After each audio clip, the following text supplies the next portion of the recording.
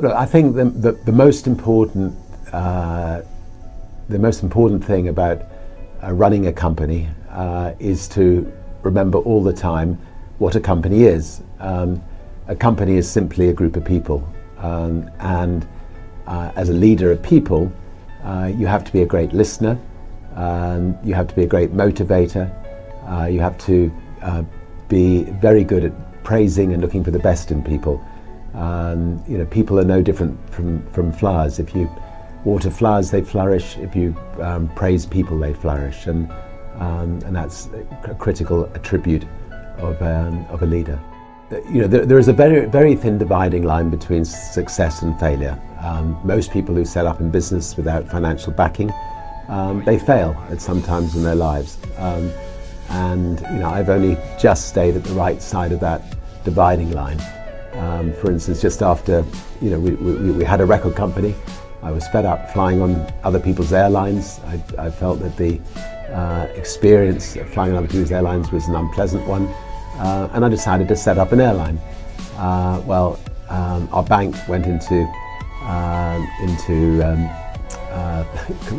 complete panic attack, and when I came back from doing the inaugural flight of Virgin Atlantic's very first flight from London to New York, I came back to find the bank manager sitting on my doorstep and informing me that they were going to close Virgin down on the Monday, and this was the Friday, and that I had 2 days to effectively pay them off the monies that they'd loaned us.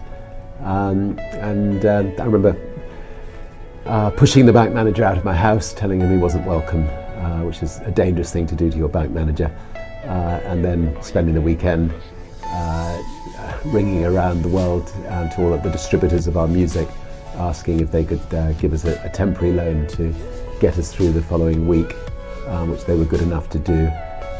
And by the end of the week, we'd changed banks.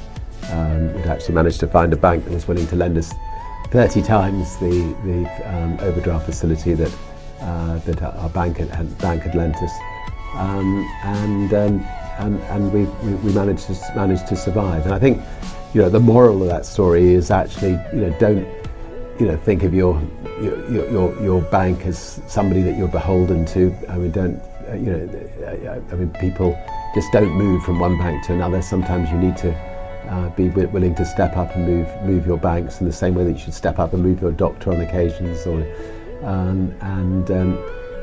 Anyway, I learned from that lesson.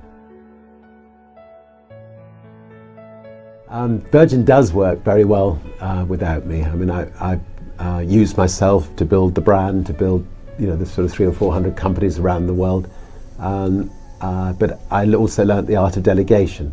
I have a fantastic team of people who run the Virgin companies, give them a lot of freedom to run the companies as if they were their own companies, give them the freedom to make mistakes. The Virgin brand is now maybe one of the top 20 brands in the world, well respected.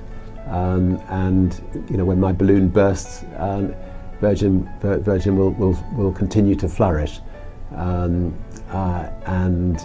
Maybe I add the icing on the cake on occasions. Maybe they'll have to spend a bit more money on marketing, but fortunately, Virgin is in a state where it can live on healthily without me.